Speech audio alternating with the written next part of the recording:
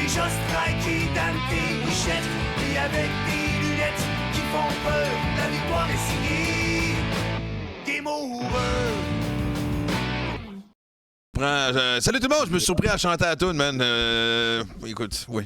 On est chacun notre bar en studio. Si t'étais à côté de moi, je l'aurais pas fait parce que tu m'aurais entendu. Mais là, seul, je me sentais libre et joyeux. Ce qui m'arrive pas souvent. Donc, non, joke à part. Hey, salut tout le monde, comment ça va? Bienvenue, évidemment, au podcast Game Over. De ce coup-ci, en fait, présentement, la version francophone, évidemment, en direct à 20h30, avec notre invité Michel Laplante, à travers tous les sujets que moi puis Gags, on va débattre. Et du côté anglophone, je suis vraiment excité. On a vraiment un invité plus que spécial. Son nom, c'est Brian Ruby, qui est un joueur qui a fait un coming out il y a une couple d'années, qui a eu une carrière collégiale et surtout aussi, évidemment, dans les ligues indépendantes présentement. Et c'est long parce que là, je lisais encore un article tantôt sur le sujet, puis il y a un jeune au collège américain qui vient de faire un coming out ici, un ancien lanceur des Giants, Solomon, je pense, son nom, si je ne me trompe pas, qui est agendé présentement. Donc, tu sais, écoute, d'après moi, ce n'est que les débuts. Tu sais, ça prend toujours un qui a le courage. Et je ne veux pas trop stouler le punch. En tout cas, ça, c'est sur le podcast anglophone à 22h. Donc, écoutez, même si vous ne parlez pas anglais, peut-être qu'éventuellement, on va peut-être finir aussi par traduire. Je pense qu'on faudrait peut-être faire ça aussi, traduire, parce qu'on a quand même des sacrés bons invités en anglais. Fait que... Mais nous, on va commencer ça avec le côté... Hein? Avec le nouveau AI, on peut faire ça. Ben exactement! Toi qui es monsieur, tu me parles de ça, Twistman, AI, le futur, les robots et tout. Et hey, moi, j'ai pensé à toi. En fait, j'ai une pensée pour toi cette semaine parce que je suis retourné jouer au golf il y a 3 jours. Je suis allé à la classique de Dominique Ducharme. Ça faisait. Écoute, j'ai joué une fois il y a 2 ans, puis après ça remontait à 4 ans. Fuck, j'ai pogné à piqûre, man. Non, mais c'est un mélange de super de belles shots puis du piochage, là, tu sais, honnêtement. Là, fait que, parce que je sais que... Comment tu joues, toi? Parce que chaque fois que je te parle, t'es quelque part en train de jouer. Tu joues comme... Oui, j'adore le golf. Depuis que j'ai arrêté de jouer au baseball, veux pas, là, au CD, on a besoin de quelque chose. Puis ça fait, je suis environ un handicap de 0. Tu me laisses-tu? Mais non. Tu joues 72, 113, 114. Oui, 72. Là, ça fait un petit bout que je n'ai pas joué, mais 72, 113. Fait qu'on va être prêts pour les tournois qui s'en viennent avec Russell au mois de novembre. Fait que... OK. Bon, ben mon rêve qu'on joue au golf ensemble vient de s'éteindre en même temps qu'il venait de commencer à naître. Fait que, es-tu malade, Asti, que je vais aller piocher à côté de vous deux? C'est ça qui est fun avec le golf. On a tous nos handicaps, puis on rit de chacun de nos shots, puis... C'est ça qui est beau dans le golf. Ouais, je jouerais Vegas sur une de vos balles. Moi, c'est ça que je fais d'habitude. Je me mets Vegas sur la meilleure balle de mon chum. Parce que moi, l'idée, c'est vraiment de jeter dehors, puis de belle ambiance. Il faisait super beau. C'était aussi pour une belle cause. J'étais content de parler avec Dom Ducharme aussi. Fait que, une très bonne nouvelle, évidemment. Il était venu à mon autre podcast qui s'appelle Deal avec il y a une couple de semaines. En fait, je te dis ça, au mois de juin. Puis il m'avait dit, en dehors des ondes, puis quand on a commencé le podcast, je vais avoir un scoop pour toi. Je dis, ah ouais. Tu peux pas te dire tout de suite, c'est pas signé. Je dis, OK. Puis moi aussi, je suis superstitieux tant que c'est pas signé, mais tu voyais dans sa face que c'était big, là. Il s'en allait pas assistant coach dans la East Coast, quelque part, c'est dans le Nouveau-Mexique. Tu comprends-tu, là? Fait que, ben content pour lui. C'est un bon gars. J'ai jamais rencontré, c'est un bon gars. Puis, ouais. C'est à Vegas, c'est ça en plus? Exactement, c'est en Vegas. Ouais. Fait que, une équipe, évidemment, depuis sa fondation, c'était-tu la deuxième? Contre Montréal. C'était leur première Coupe Stanley, mais c'était leur 3e apparition dans les finales. Simon, tu vas nous le dire, mais Simon, c'est un geek de hockey, il va nous dire ça bientôt. Puis aussi, dans les manchettes d'actualité, j'avais besoin... Ça n'a pas rapport avec le baseball, mais je voulais en parler. La semaine passée, j'ai frenché avec ma voisine. Fait que c'est ça. Mais elle habite sur le même étage que moi. Elle est super cool. Ouais. Mais... J'étais un petit peu nerveux. Pour toi. non, mais c'est parce que puis heureusement de m'en parler parce que tu sais, elle est dans mon vibe, elle avait rien de sérieux, puis ça fait même mon affaire, puis en tout cas, tu sais, honnêtement, c'est une sportive, c'est une fille comme ça, improviser un peu dans la vie, faire comme moi, puis honnêtement, tu sais, juste jaser, même si c'était juste amical, ça serait bien parfait, puis là. Mais là, je me dis, fuck, man, je viens de briser, je viens de sauter cette étape-là, de frencher la voisine. On est sur le même étage. Tu sais, moi, c'était la voisine d'en bas ou d'en haut, ça serait peut-être moins pire. Loin, là. Attention, que quand ça va pas bien, après ça, elle est vraiment à côté. Là. Exact. Ben, t'es au bout du corridor. Fait que Puis il y a 200 heures par building. Mais on va essayer de bien gérer ça. Fait que c'était mon potin du jour. Je trouvais ça drôle, je vais te raconter ça. Et on a eu évidemment le match des étoiles la semaine passée. Là, on est en deuxième moitié de saison. Ce qu'on pourrait appeler, selon plusieurs personnes, la vraie saison qui commence. T'es d'accord avec ça, Gags? Ben oui. Ça va être quelque chose de. C'est là que tu vois vraiment au début, tu sais, les premiers 3, 4, 5 mois, 3-4 mois là, de la saison, c'est. On voit un petit peu c'est qui. On parle des Orioles de Baltimore, on parle des équipes qu'on a des suspects, genre un petit peu, mais là, on va voir c'est qui les équipes, vraiment les équipes sérieuses. Puis ça va être le fun. C'est toujours on joue les 80, 82 premières games. Tu dis, OK, on sait exactement ce qu'on est là. Là, on va voir c'est qui les équipes sérieuses, puis les organisations sérieuses aussi. C'est qui va dépenser, puis c'est comment ils vont dépenser. Ça va être le fun à regarder ce qui se passe avec les équipes qu'on parle qui ont moins d'argent. Ils vont-ils dépenser? Non, juste j'ai dépensé pour dépenser, OK, c'est notre temps, ou on va commencer à dépenser intelligemment. Tu sais, comme les Twins. Les Twins sont une bonne position, mais tu sais, ils vont-ils dépenser énormément? On va voir les Rangers. Il y a beaucoup d'équipes. Les Rangers, après moi, sont all-in, mais ça va être le fun de les voir. Rangers sont en ligne, ils ont un petit peu de misère ces temps-ci, mais surtout avec les lanceurs partants qui, d'un coup, ont décidé que tout le monde lançait mal en même temps. Les Twins ont toujours été une organisation hyper intelligente. Tu sais, c'est rare qu'elle donnait des contrats à long terme. Un des rares contrats qui me vient en tête, c'est Joe Mauer, que tu as connu évidemment. Qui valait la peine, comme on dit. Correa, ça, par contre, je trouve que ça a été une erreur monumentale. J'adore, sérieux? Ouais. Là, écoute, je l'aime en tant que joueur.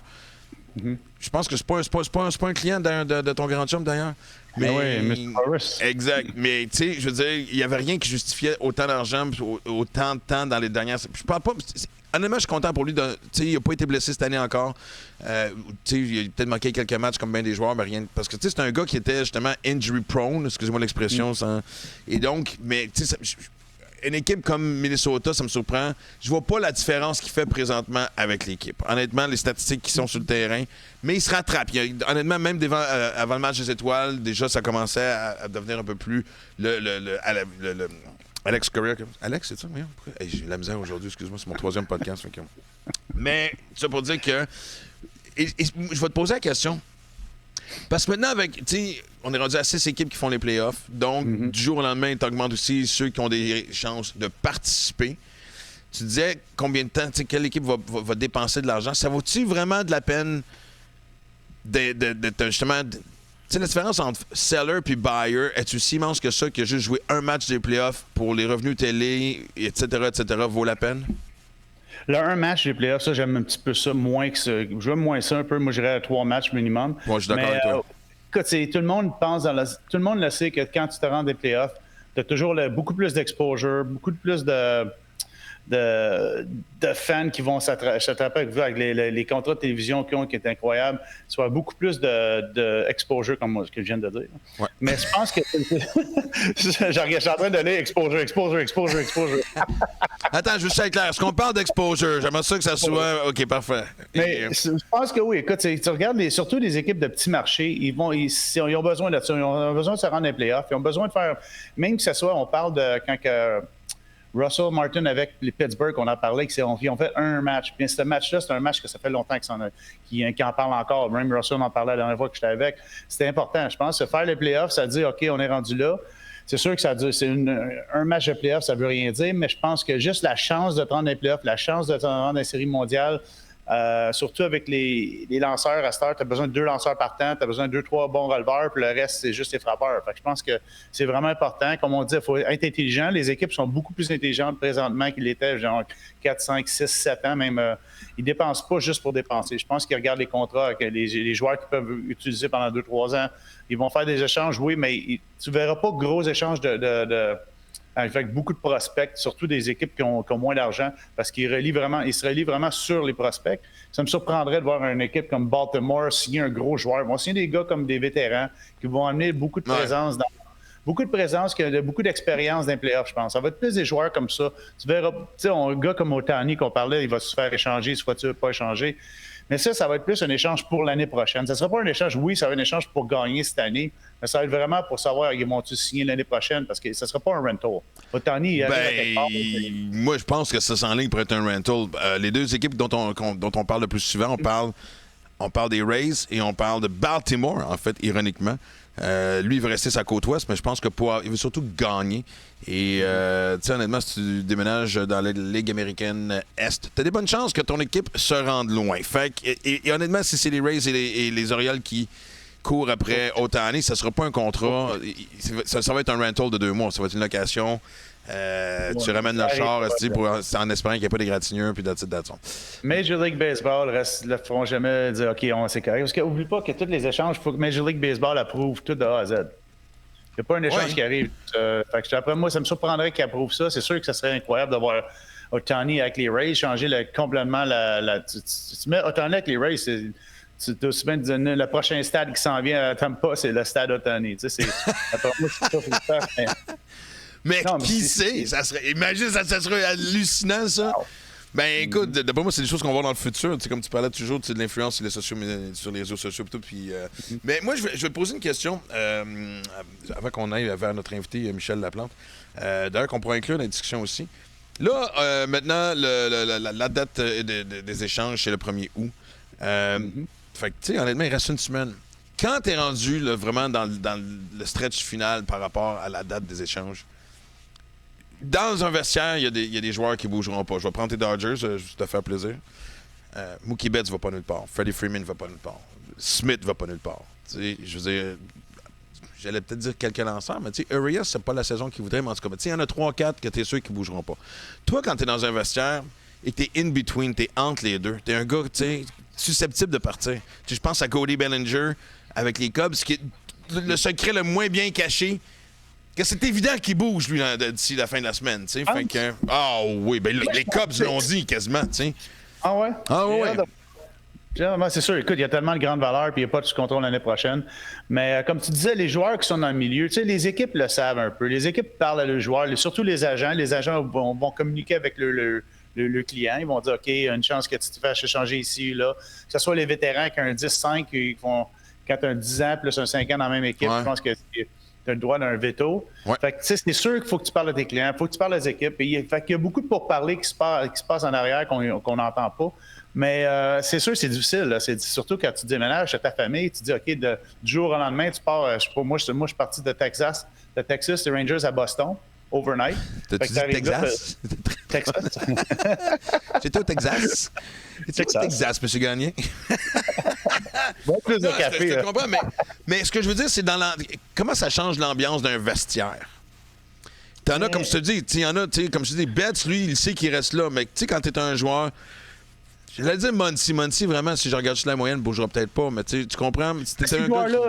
Ces joueurs-là, dans les équipes comme les Dodgers, on parle, comme les équipes à gros budget, que tu sais que les joueurs ne s'en iront pas, ça n'affecte pas le clubhouse. Qu'est-ce que ça affecte? C'est les joueurs qui rentrent dans le clubhouse. Ça, c'est le plus important, je pense. On regarde les équipes qui font des gros échanges. Moi, quand je me suis fait échanger à Boston, je suis arrivé là, ça changeait un petit peu le bullpen. Ça n'a pas super bien été, mais ça a changé un peu. Tu sais, il faut vraiment s'adapter. Tu t'en es pas remis parce qu'à chaque fois qu'on parle de Boston, tu soulignes que ça n'a pas bien été. Écoute, avec une moyenne de points mérité de 6,36, tu vas faire ruer à chaque fois que tu sors de la tête du dugout, ça n'a pas bien été. Oui. Non, mais je pense que tu sais, ça va affecter un petit peu le clubhouse, mais écoute, veut pas, les équipes les sellers qu'on appelle, ils n'ont pas de chance quasiment de se rendre dans les playoffs. Fait que les joueurs veulent gagner, ils veulent une place qui vont se rendre dans les playoffs. Que ce soit un jeune joueur, un joueur vétéran. Un joueur vétéran, tu ne sais jamais combien de temps tu vas jouer des majeurs. Fait que tu veux vraiment sauter sur la chance de faire les playoffs. Parce que moi, j'ai joué longtemps les majeurs. Il y a du monde qui joue aux 20 ans. Ils n'ont pas la chance d'avoir une série mondiale. Moi, je l'ai eu. Mais tu sais, c'est veut pas, tu veux gagner.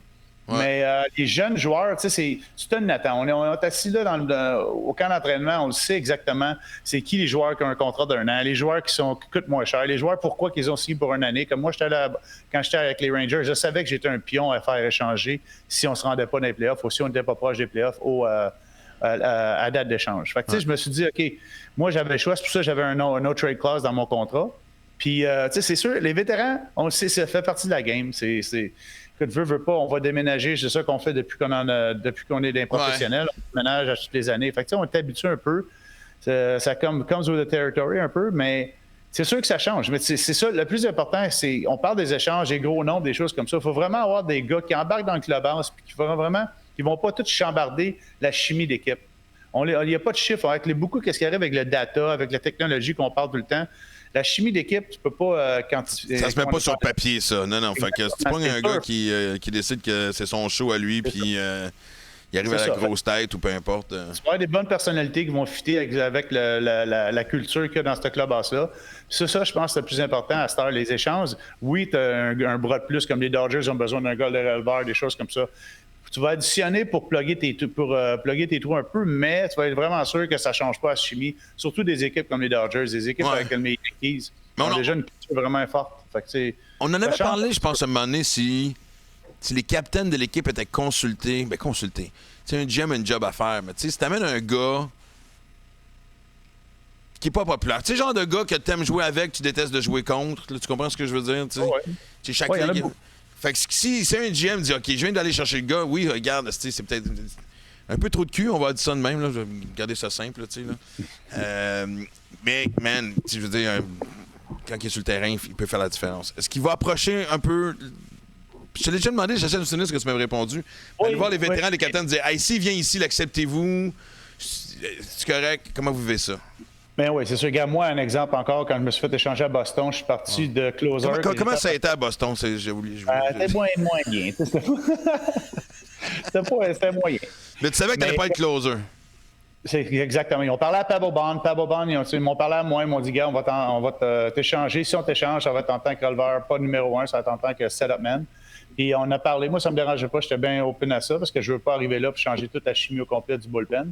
Mais les bons GM vont toujours parler aux joueurs. Écoute, surtout présentement, là, en plus, on parlait des médias sociaux en plus. Si les joueurs sont pas contents, ils vont le dire. Tu vas le savoir. Tu vas voir ça sur les médias sociaux, des choses comme ça. Fait que là, tu n'as pas vraiment la chance de faire ce que tu faisais dans le temps. Moi, quand les Dodgers ils ont changé tout au complet, ils ont changé 4-5 joueurs par temps. Il n'y avait pas de médias sociaux dans le temps. Fait que c'était un petit peu moins risqué, Master, avec les médias sociaux, les joueurs qui peuvent parler, donner leur opinion tout le temps. C'est sûr qu'ils ont besoin de parler aux joueurs. Surtout, peut-être pas à tous les joueurs, mais 2-3 joueurs clés. On parle de Mookie Betts, au cas de Freddie Freeman, des joueurs comme ça, c'est sûr qu'ils vont en parler, être sûr qu'ils connaissent le gars. Ils vont appeler ils vont demander aux joueurs hey, qu'est-ce que tu penses de ce joueur-là, il va-tu fitter avec dans notre clubhouse. C'est sûr que c'est très important de faire ça. C'est sûr que les bons GM vont toujours faire ça. Moi, j'aimerais ça, en tout cas, la prochaine fois qu'il y a un échange, qu'un GM m'appelle, voir qu'est-ce que je pense du move. Juste ça serait... je dis n'importe quoi. Hey, je suis tellement content de recevoir notre premier invité. Notre invité, en fait, principal du podcast. C'est pas pour rien que je porte ce chandail-là. Ça m'a été donné gratuitement et gentiment par... juste gentiment, pourquoi j'ai dit gratuitement? Par notre cher ami Michel Laplante. Michel, comment ça va?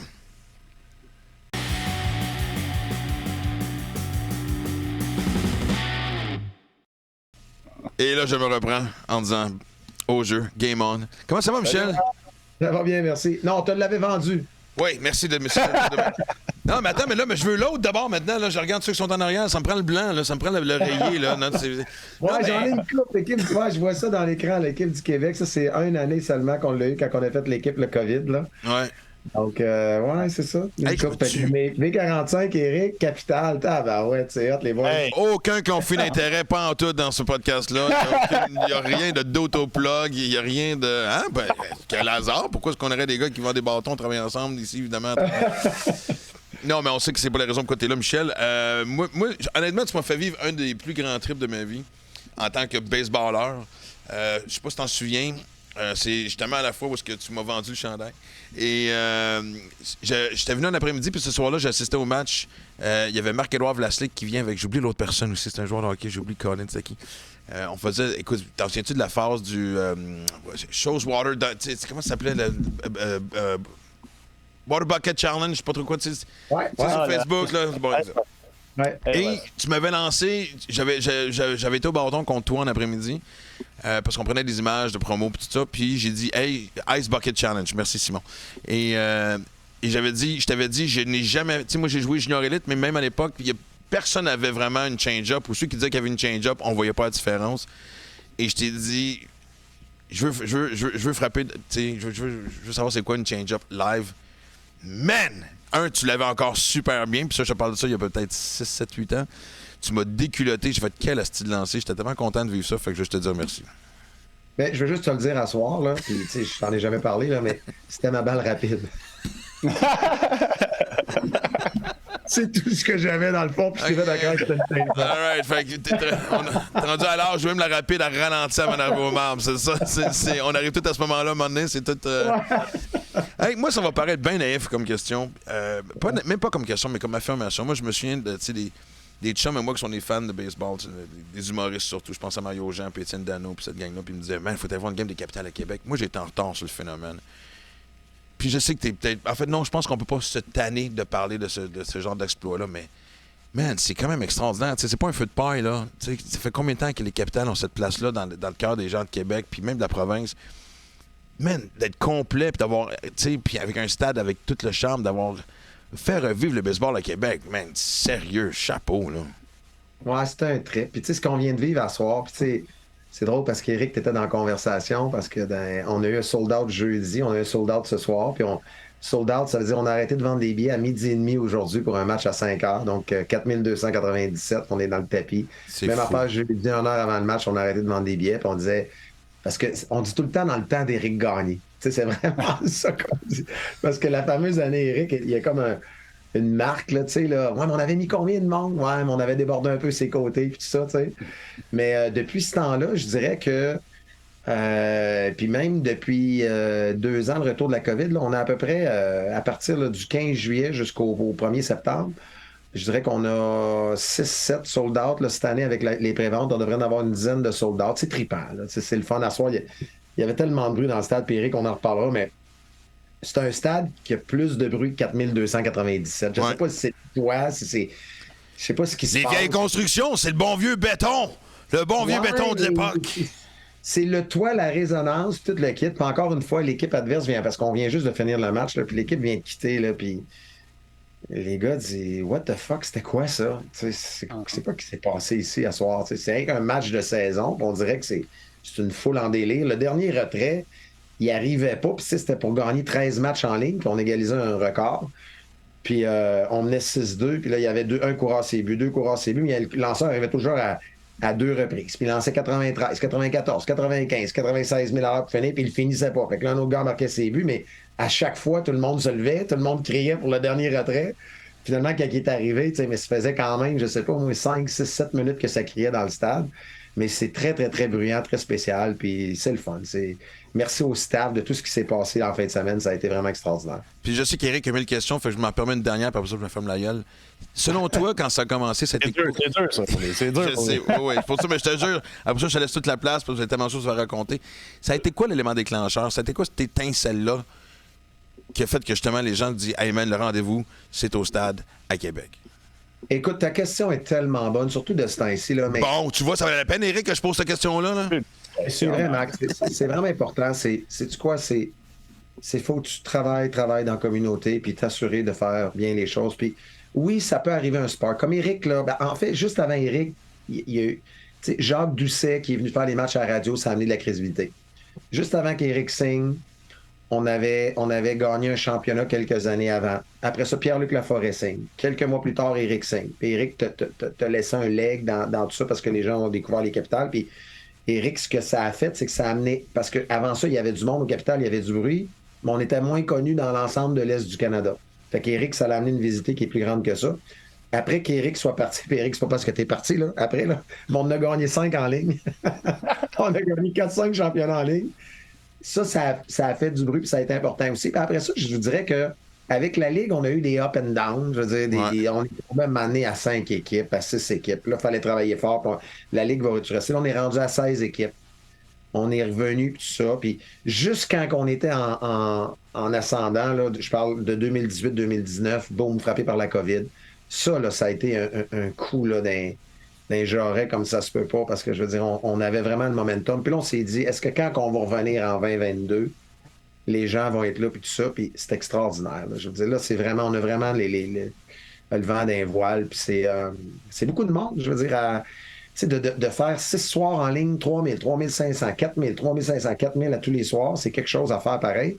Puis là, on le fait, puis là, il y a aussi, pour répondre, Maxime, là, il y a aussi des liens à faire. Je te dirais que l'année du retour des Nordiques, ça veut dire de 94 à 97, Ben, niveau corporatif, c'est plus difficile parce que les gens, au niveau corporatif, disent on se garde des sous parce que les Nordiques vont venir en ville, puis tout ça.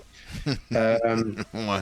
Je dirais qu'après ça, visibilité, bon, il est arrivé la COVID, il est arrivé les cas, il y a des fois que ça a été difficile avec le nombre d'équipes dans la ligne, comme j'ai mentionné. Et là, à 16 équipes, il y a vraiment des choses qui sont que tout est positif. Puis là, on va parler du contexte économique présentement. Mais je pense que le tourisme reste un peu plus au Québec. Dans la région de Québec, présentement, il y a du tourisme comme ça se peut pas. Puis je vous dirais qu'aujourd'hui, il devait avoir, je dis ça au pif, là, mais des fois, on l'a déjà calculé, là, mais 20-25 30 des gens qui ne venaient pas de la région de Québec. Ils viennent nous voir puis ils disent on a aimé ça. Quand est-ce qu'on a une équipe à Montréal? Puis après ça, en anglais, ils disent We came to see baseball en français and that was awesome. Puis ils l'appellent ça le petit Fenway Park du Nord. Fait que c'est de plus en plus connu. C'est de plus en plus connu dans la Nouvelle-Angleterre, dans la région de New York.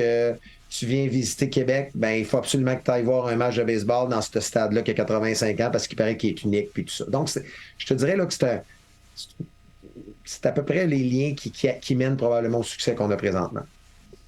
Oui, ben, hey, Michel, c'est vraiment bravo ce que tu as fait. Parce que, tu sais, moi, j'ai eu la chance de jouer dans des belles places au monde, mais pour l'amour du baseball, ce que tu as fait au Québec, ce que tu fais encore au Québec, puis la chance de juste d'amener du baseball au Québec, c'est incroyable. On va parler un petit peu plus tard du stade, qu'est-ce que tu as fait avec du dôme, mais je pense que pour moi, j'ai eu la plus belle saison. On est allé sur l'île, on a joué au paintball ensemble, on a fait des belles choses, puis c'était vraiment la plus belle année pour moi. Mais c'est quoi, pour moi, c'est tellement important le baseball indépendant par rapport, justement, on parle de l'amour du baseball. Mais c'est quoi, exemple, qu'est-ce qui va arriver, le baseball indépendant avec le draft, il y a moins de draft, il y a beaucoup moins d'équipes des mineurs. Je pense que c'est important ce qui va arriver à l'indépendant, que j'espère qu'il va y avoir moins d'équipes des mineurs parce que ce serait le fun de voir le moins d'équipes qui vont plus repêcher chercher des joueurs dans la Ligue indépendante. Mais c'est quoi, tu penses, l'importance du baseball indépendant qu'on a au Québec, pas juste au Québec, mais partout aux États-Unis? Parce que je pense que c'est vraiment quelque chose d'important de se focusser là-dessus. Puis c'est dur, on l'a vu, qu'est-ce qui est arrivé. On avait la CANAM. La CANAM, c'est dur vraiment par rapport à l'argent. Mais c'est quoi l'importance du baseball indépendant au Québec et partout aux États-Unis? Ben, tu sais, Eric, tu l'as vécu, là. Puis les gens, je pense qu'ils le vivent de plus en plus. Les gens voyagent, puis ils s'aperçoivent qu'il y a tellement d'équipes de mineurs aux États-Unis, puis des villes de 80, 100, 150 000, 200 000 habitants qui ont des équipes du Nord puis qui ont du baseball implanté depuis ce temps-là. En passant, petite parenthèse, je pense tout de même que le baseball majeur fait une erreur. Puis ce que je veux dire par là, c'est que, puis pour avoir parlé à des dirigeants d'autres sports qui me disent depuis des années, l'avantage que vous avez au baseball, c'est que vous êtes implanté dans plein de villes américaines et le baseball réussit à garder ses racines profondes où ce qu'il y a dans 178 marchés mineurs aux États-Unis où ce que les gens vont voir du baseball, puis ils gardent un petit peu les racines baseball de comment tu peux. Après ça, quand il arrive le camp d'entraînement en Floride, le camp d'entraînement en Arizona, ben, ces gens-là vont dans le sud, puis ils vont voir les équipes, puis ils supportent. De penser que monétairement, je suis mieux de baisser à 20 rondes, puis ça va coûter moins cher aux organisations. Moi, je pense qu'en bout de ligne, le baseball risque de perdre des gens enracinés avec le baseball dans chacune de ces villes-là qui vont voir du baseball chaque soir. Puis leur gamble qu'ils prennent là-dedans, c'est ouais, mais on va investir l'argent qu'on sauve, puis on va le mettre sur les médias, puis on va populariser le baseball encore plus de cette façon-là.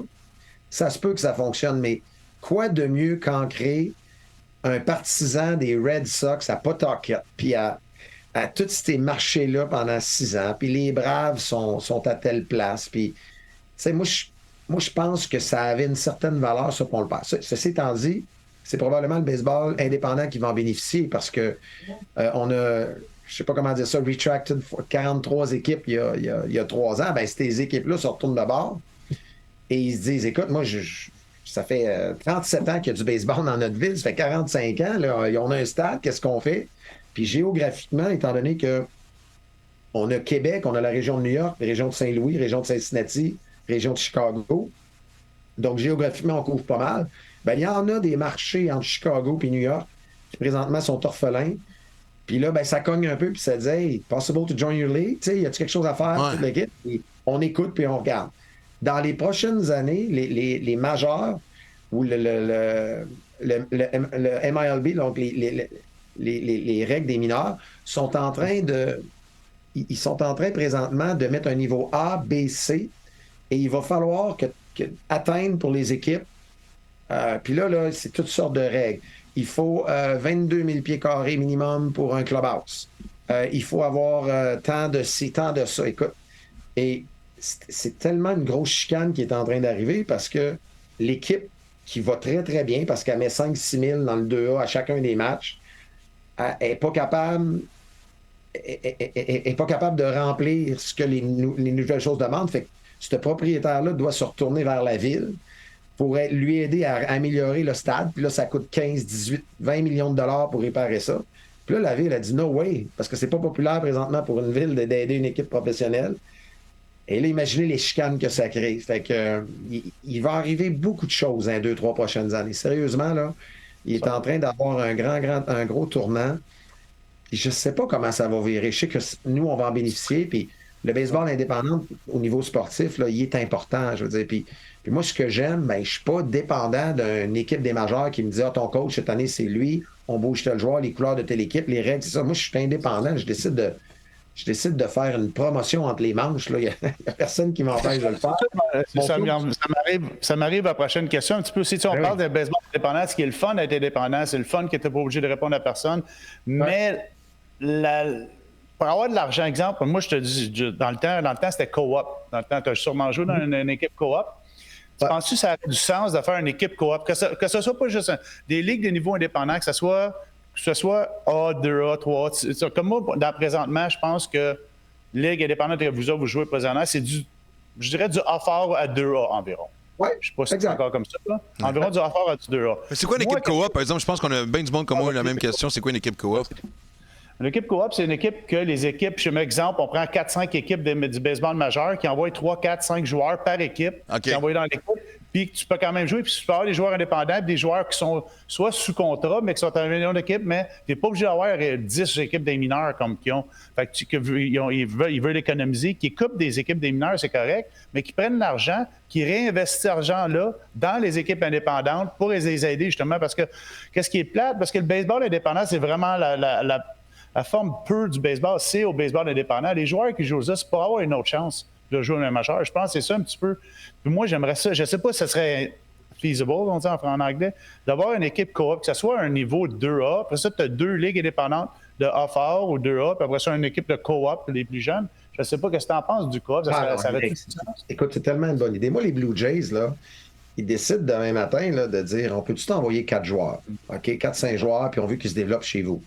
Et j'aimerais, la seule affaire, puis c'est jamais arrivé encore, mais j'attends un moment donné qu'il allume puis qu'il le fasse.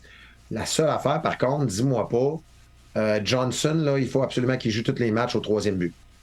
Moi, je veux pas de ça. Je veux pas imposer ça à mon entraîneur, à Patrick Scalabrini, parce que les gens, tu l'as vu, Eric, là, ils viennent ici puis ils suivent l'équipe puis tout ça. Donc, l'obligation de faire jouer comme on voit des fois dans les mineurs, un gars, puis il jogue une balle, puis le lendemain, il joue encore. Non, ici, tu te pognes le bang, tu ne joues pas le lendemain, puis il n'y a personne qui écrit ton line-up. C'est pas les majeurs qui écrivent le line-up pour l'équipe prochaine. Mais même là, j'aimerais le comprendre, exemple, je reviens avec les Blue Jays, là. Il y a des prospects au Canada qui ne sont pas capables de signer. Là. Envoie-moi ça à Ottawa, envoie-moi ça à Trois-Rivières, à Québec, puis viens se développer là. Puis des fois, c'est un problème de visa ou n'importe quoi. Garde-le au Canada, on regarde 1 an ou 2, tu n'es pas sûr d'un joueur universitaire de 20-22 ans. Que tu veux développer, envoie le jeu dans le baseball indépendant. Là, ils le font parce que des fois, ils nous appellent et ils disent hey, ce joueur-là, on a un œil dessus, qu'est-ce que tu en penses? On le fait comme ça, mais comme Eric dit, là, de faire une coop avec ça puis de s'assurer que j'en ai 3-4 des Braves, 3-4 des Blue Jays, pourquoi pas? Ça pourrait être un avenir. En plus, moi, vous n'avez parlé au début, puis le fait qu'il y ait juste 20 rondes, mais il n'y a pas moins de joueurs de baseball, surtout pas de haut calibre. Ces gars-là vont vouloir trouver une place pour, encore une fois, justement, avoir une 2e, 3e chance. Ça va être fou le talent qu'on va voir dans les ligues indépendantes. Si tu le sais, tu le disais tantôt, ça va être hyper intéressant parce que je pense que vous allez avoir l'embarras du choix dans le temps de le dire aussi. Les marchés aussi. Puis, parce que quand tu vas. Moi, j'aime bien ça aller voir les matchs des clubs écoles aux États-Unis. J'aime la vibe des petites villes. T'sais. Comme quand tu vas voir, les gens qui vont voir les Harrisburg, mettons, je te dis n'importe quoi dans le 2A. Ben, eux autres, là, quand Harrisburg est sur la route, oui, OK, ils vont écouter des matchs du baseball majeur, mais à la radio, peu importe, ils vont suivre quand même ce que les sénateurs d'Harrisburg sont en train de faire à Erie. Tout à fait. Ou, Ouais. tu comprends-tu? Tu sais, cet attachement-là va vous aider aussi. Quand le baseball majeur va abandonner certains petits marchés, tu l'as dit tantôt, c'est vous autres qui allez en bénéficier parce que ces petites équipes-là, ces stades-là, ça représente une ville. Man. Ces gens-là sont attachés à ça. Là. Tout à fait. Puis, tu sais, je suis complètement d'accord. Mais comme je vous dis, là, attendez-vous là, dans les 2-3 prochaines années. Là, c'est énormément de changements. Puis, il y a des équipes très frustrées. Il y a des équipes qui nous appellent. Dernier meeting de ligue, j'étais à Chicago la semaine passée pour les réunions avec les propriétaires. Là, puis on les appelle de gens qui sont très frustrés des nouvelles normes qui vont être exigées. Puis en passant, Éric puis moi, on était joueurs, là, on était dans les mineurs, mais Éric, j'ai été longtemps dans les mineurs, là, j'ai pas eu la chance comme tout dans les majeurs, mais dans les mineurs, là, il y a vraiment des parcs qui étaient temps qui améliorent leur situation. Là. Je veux dire, à un moment donné, c'est le fun d'avoir de l'eau chaude, c'est le fun d'avoir un vestiaire Gang de princesses à leur demande d'eau chaude après une game. Moi, j'ai joué dans le 2A avec les Dodgers à San Antonio. Puis après ça, 20 ans après, j'ai coaché avec dans le 3A qui était rendu San Antonio, le même stade, le même locker room, le même tout de A à Z. Fait que tu sais, veux pas, ils ont besoin c'est des joueurs professionnels, puis ça revient encore du salaire minimum, des choses comme ça. Mais moi, je pense que, tu sais, qu'est-ce que j'aime le baseball indépendant? Tu peux pas avoir, dans le baseball mineur, tu peux pas avoir des histoires comme un gars comme Eddie Lantigua, qu'est-ce qu'il a fait à Québec? Tu sais, il est rendu, t'arrives du monde, t'amènes un gars comme ça qui a joué, je ne sais pas combien, 7, 8, 9 ans à Québec. Tu sais, c'est notre Babe Ruth québécois. Tu sais, tu peux pas avoir des histoires comme ça. Parce que moi, c'est pour ça que j'adorais le co-op. OK, oui, tu as des joueurs qui viennent, qui partent. C'est sûr que c'est difficile avec les équipes qui vont dire, OK, on a pitch count de ça. Mais je pense qu'avec un gars comme Scal, c'est un coach professionnel. Là. Il est coach à Québec, mais ce gars-là, il pourrait coacher dans le 2A, dans le 3A, même les majeurs à un moment donné, parce qu'il veut pas, il a la capacité de faire ça. Ben pour moi, c'est ça. Des gars comme Eddie Lantigua, tu n'aurais pas d'histoire comme ça. C'est pour ça que j'adore le baseball indépendant. Tu sais, c'est vraiment... T'as besoin de ça pour grandir le sport. L'amour du baseball, là, c'est contagieux. Tu sais, veux pas, quand t'as des joueurs qui passent un an, puis chaque les années, c'est des joueurs différents, des jeunes différents. Pour moi, je pense que ça serait une belle façon. Ça l'aiderait beaucoup les équipes indépendantes avec de l'argent un petit peu. Mais aussi, qu'est-ce que j'aimerais voir? T'as-tu regardé un petit peu Savannah Bananas? Ouais. Michel? T'as-tu regardé un petit peu? Est-ce que vous avez pensé de faire ça, genre un petit peu un hybrid du crazy, puis même indépendant, genre de faire... Ouais, en fait, on est juste à la limite qu'on ne veut pas le ridiculiser. Ils vont trop loin, mais ils trouvent à trouver quelque chose. Oublie pas qu'ils ont... ils doivent se distinguer aux États-Unis de ce qui se fait au niveau des majors. Alors que nous autres, on doit un peu copier pour dire. En tout cas, on est vraiment à la limite. Il y a des choses qui font qu'on se dente les manches, on pourrait faire cette promotion-là. Mm-hmm. Mais tu sais, on peut pas lancer avec un chapeau de cowboy. Tu sais, où il y a des choses qui font qu'on est comme. Mais en même temps, moi, j'aime la créativité. Puis, Éric, tu me connais là pour. Il y a 99% de mes projets qui ne se réalisent pas. Donc, il s'en dit des niaiseries sur des choses qu'on pourrait faire. Puis finalement, on fait juste dire non, on va pas jusque-là, puis on s'arrête. Puis on en avait un, justement, un malade mental en arrière de moi qui en trouvait des idées, des choses comme ça. Il fallait l'arrêter. Mais il faut quand même mettre de la couleur, puis avoir du fun, puis tout ça. Fait que, mais moi, en fait, tu sais, moi, je me souviens, j'allais voir souvent les matchs à Ottawa dans le temps que c'était le 3 des Expos, évidemment. Puis après ça, c'était ceux des Phillies puis Baltimore, je pense. En tout cas, peu importe, mais jamais ça. Je pense pas que ça lève autant maintenant qu'ils sont dans la frontier avec vous autres. Trois-Rivières, même affaire, Colin. Puis c'est un autre bel exemple de bon vieux stade historique, c'est Trois-Rivières aussi, tu sais. Et c'est ça, je me dis, il y a une recette à copier, tout ça. Mais overall, tu sais, à la fin, je trouvais ça triste un peu la Can-Am. Comme tu dis, on savait pas d'année en année combien d'équipes allaient jouer. C'était toujours. Tu sais, quand tu es rendu à 5, là, tu joues contre les mêmes. Est-ce qu'on peut affirmer que la Frontier, c'est une ligue stable qui vous donne confiance, que ça va être justement que cette stabilité-là, ben, surtout avec tout ce que tu viens de dire, que les prochaines années, ça va être intéressant? Ben, c'est ça, c'est qu'en fait, la Frontier était 8 puis on était 6. Fait qu'on est tombé à 14 parce qu'on a fait l'union des deux. Puis là, on tombe à 16. D'après moi, l'an prochain, on est 18 ou 20. Ah, quand même! Ouais, on augmente encore. Donc, tu sais, à 16, il y a 11 différents marchés qui sont venus jouer à Québec cette année. Fait que, tu sais, les gens, tu vois de la variété, puis tout ça, c'est trippant. C'est bon pour la ville de Québec parce que, comme je dis, on va jouer dans la région de Chicago, Cincinnati, Saint-Louis, New York, tout ça. Donc, c'est de la visibilité, tout ça. Donc, c'est parfait comme ça. Mais ça va augmenter, ça va lever. Puis imaginez si à un moment donné, on est avec une équipe dans la région de Montréal, puis tout ça. Fait que je pense que. Puis pour Ottawa, ben dans le fond, Ottawa, c'est la continuité on tente de changer les choses, mais tu sais, moi, j'ai joué l'année 2000 à Ottawa, pas longtemps, le premier mois de l'année, là, avec les Lynx, puis il y avait plus personne. Puis c'est tellement triste parce que 93-94 à Ottawa, là, c'était du 8, 9, 10 000 par match. Là. Ah ouais, hein? Tout le monde. Puis savez-vous quoi, les gars, ça prend pas tant d'erreurs que ça pour planter un marché. Puis il y en a eu quelques-unes, là. Puis à un moment donné, là, quand la roue se met à tourner du mauvais bord, là, ouf, que c'est dur à arrêter. Puis je pense que Trois-Rivières a des choses à améliorer aussi. À juste du fine-tuning, toucher des petits détails, puis ça peut relancer du bon côté. Mais moi, pour revenir un peu à la question tantôt, je suis content, c'est que notre thématique, c'est plus que du baseball. Puis on l'a vu en 2019, on a une équipe qui gagnait pas, puis il y avait quand même du monde dans le stade, parce que ce qu'on vend, oui, c'est un produit de baseball, qu'on veut qu'il soit bon, puis tout ça, mais c'est plus que du baseball. Donc, si t'aimes pas le baseball, mais que t'aimes la musique, t'aimes l'entertainment, t'aimes tout ça, tu vas trouver ton fun dans le stade pareil. Puis moi, j'en reviens pas quand je parle à des GM de hockey, des GM de baseball, puis des présidents d'équipe, puis je dis comment ça a été ta saison, puis ils me disent 22 victoires, 31 défaites, ça n'a pas bien été. C'est pas ça que je veux entendre. Tu sais, je veux dire, quand j'étais dans le sport, c'était ça que je veux entendre. Mais quand tu parles à un président d'équipe, là, c'est comment ça marche? Est-ce que vous êtes dans la ville? Est-ce que le vibe est bon? Puis là, on me répond, ouais, mais il n'y a rien à faire, l'équipe perdait. Non, si l'équipe perd, puis tu n'as pas un chat dans le stade, tu n'as pas fait ta job. C'est parce que c'est facile de dire, on gagne, quand on gagne, on a du monde, puis quand on gagne pas, on n'a pas de monde. Si le fun est en place, là, ben, tu vas trouver une façon, tu vas avoir encore plus de monde quand tu gagnes, mais tu vas trouver une façon d'avoir du monde et avoir du plaisir pareil quand l'équipe n'est pas en tête. Là. Ce serait le fun de l'équipe à Montréal, mais peux-tu me croiser les doigts encore que les expos reviennent, s'il vous plaît? Arrêtez de péter ma bulle tout le temps. Ça s'en vient. Moi, Michel, j'ai une affaire. On parlait de think outside the box. Je sais, tu penses toujours à la prochaine affaire, des choses comme ça. Qu'est-ce qui m'a impressionné le plus? Tu as fait beaucoup de choses. B45, c'est toi, ça. Vous avez commencé ça, les premières First to Believe en Birch, des choses comme ça. Mais moi, l'affaire qui m'a impressionné le plus, c'est l'accord que vous avez avec Cuba. Parle-nous un petit peu, comment que ça t'est passé? Parce que c'est difficile, là, parce que les joueurs cubains, dans le temps, ils s'en allaient, puis tout, là. Dis-moi un petit peu comment que ça s'est passé, ça. Je pense qu'il y a eu 4-5 joueurs cubains qui sont venus à Québec. Parle-moi un petit peu de l'expérience puis du processus un peu, comment c'est arrivé, ça. En fait, à Cuba, on fabrique des bâtons. Puis à un moment donné, Daniel, une personne, commande pas mal de bâtons à toutes les fois, puis tu t'envoies ça où? Parce que c'est des noms cubains à qui envoie ça.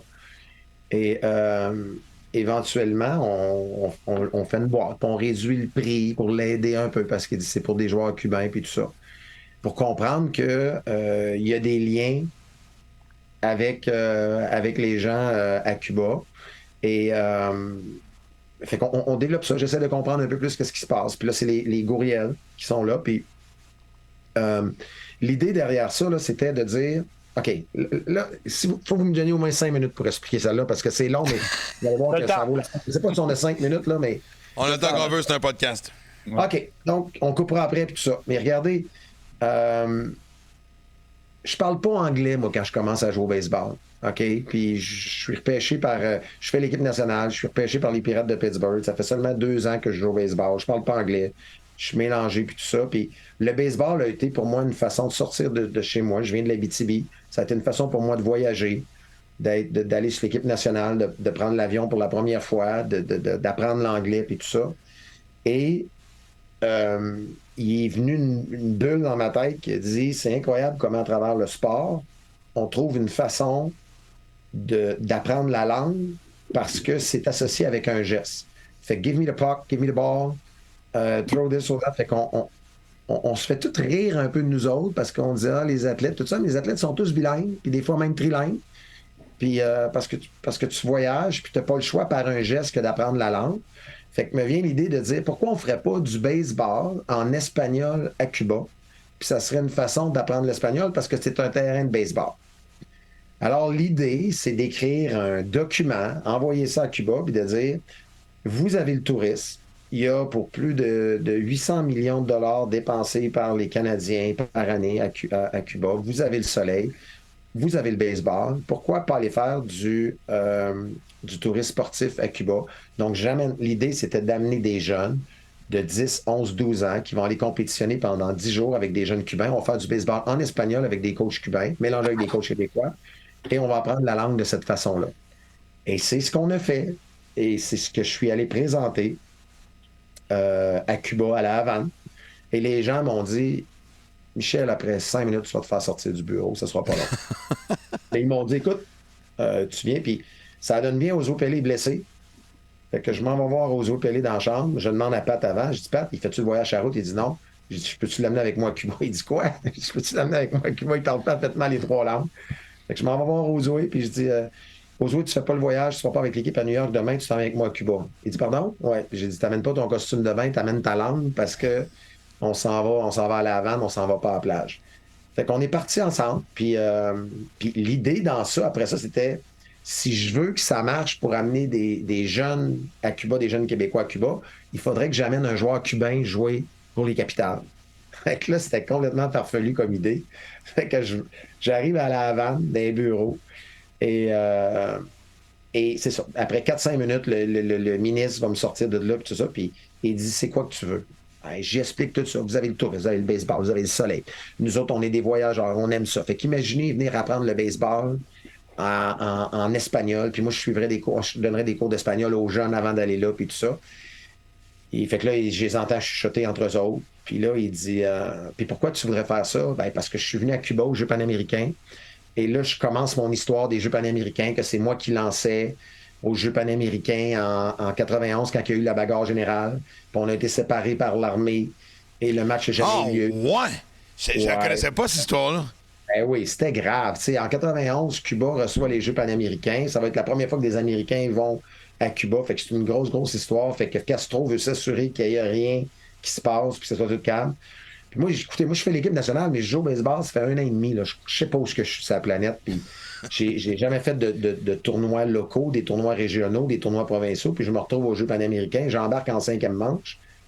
Puis le coach est là, hurry up, hurry up, hurry up. C'est quoi ça veut dire hurry up? Je sais pas, mais je lance dans le bullpen. Puis je m'en vais sur le monticule, je fais mes 8 lancers d'échauffement. Puis quand je ramasse la balle, puis je me retourne pour fouetter la balle, puis je me dis, comment Mike, t'es capable? Je me retourne, les 2 groupes se rendent face à face. Puis je suis d'une bagarre générale. Je suis là, qu'est-ce qui se passe? Puis finalement, ben, on n'a jamais pu compléter le match. C'était contre le Mexique. Puis, OK, c'est même pas contre Cuba, ça n'a aucun rapport, là. Encore une fois, les Jeux panaméricains, Canada contre Mexique, c'est pour les Jeux de Barcelone l'an prochain. Fait qu'il faut gagner absolument ce match-là. Mais moi, dans le meeting avec Cuba, je raconte cette anecdote-là. Puis ils me disent, avec Pelé, ils sont bien crampés parce qu'eux autres t'es impliqués dans les jeux à ce moment-là. Puis c'est toi qui lançais, oui. Mais dis-leur que moi, j'ai pas lancé sur personne. Ils savent, là, ça arrive. Là, j'ai dit, à cause de ça, on n'est pas allé au Jeux de Barcelone l'année d'après. Mais j'ai quand même eu la chance d'être à Cuba pendant 3 semaines et d'apprécier votre terre, d'apprécier votre culture et d'apprécier votre sourire sur un terrain. Puis je veux qu'on apprenne ça à nos jeunes Québécois. Fait que déjà, ça a charmé un peu. Là, ils ont dit, on veut te voir demain. Absolument. Après 2 heures de meeting, ils ont dit, on veut te voir demain. Le lendemain, là, le meeting est gros. Là, j'ai le ministre du Sport, le ministre de la Culture, du Tourisme, Cuba, qui sont là. Puis ils disent, écoute, on veut comprendre c'est quoi qui se passe. Et là, il y en a un qui me tend peut-être un piège. Il dit, fait que pourquoi tu veux venir chercher Yuri Gurriel? Ben, j'ai dit parce que on connaît la famille. La famille est en lien avec Daniel, que je vous disais tantôt. On a un lien tout ça. Je sais que s'il vient jouer, il va respecter puis il restera pas. Fait que c'est ça que je veux. Puis il dit, OK, mais on veut te donner un autre joueur. Il me nomme tel nom. J'ai dit non, je le veux pas. J'ai dit pourquoi? J'ai dit parce que si on va jouer à New York, puis il reste à New York, puis il signe avec les Yankees, je perds la face. J'ai dit non, je veux pas. Et là, est-ce que Gurriel avait déjà son contrat avec les Astros, non? Non, c'est venu tout après.